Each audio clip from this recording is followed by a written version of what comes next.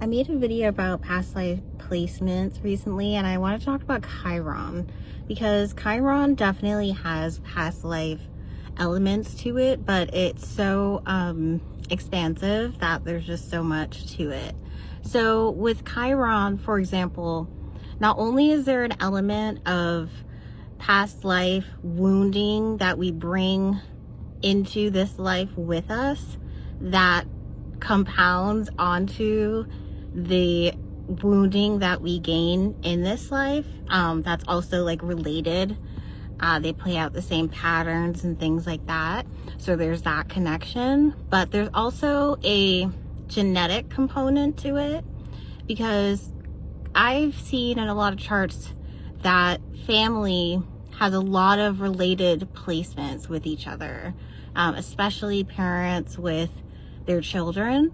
And I can't say specifically what those placements would be because I've seen they're all over the place. But like, for example, with my chart, I'm Sun conjunct Chiron in Cancer, the sign that relates to the mother, and my mother is North Node conjunct Chiron. And so there is a related element of major healing, mother wounds. Mine is in the 12th house, hers in Capricorn, mine's in Cancer. So the like sister sign connection. So there's just like, that's just one example. I also have my Jupiter in Gemini, and so does my mother. And so when we talk about belief systems, we are both very open and expansive on those. And we do talk about that stuff a lot.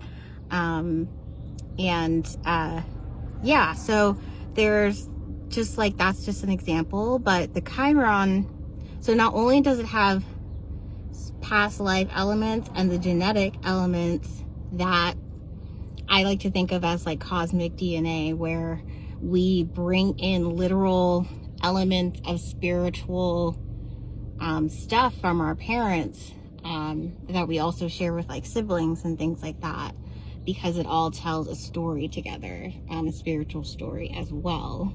So Chiron is a very deep placement because our wounding and how we heal ourselves, which is ultimately what Chiron is about, is healing ourselves. Whether that's something we'll be capable of in this life or not.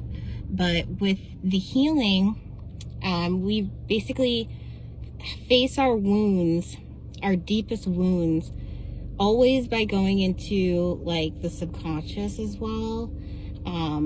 And our wounds, you know, depending on where Chiron is in your chart, will tell you more with the sign in the house.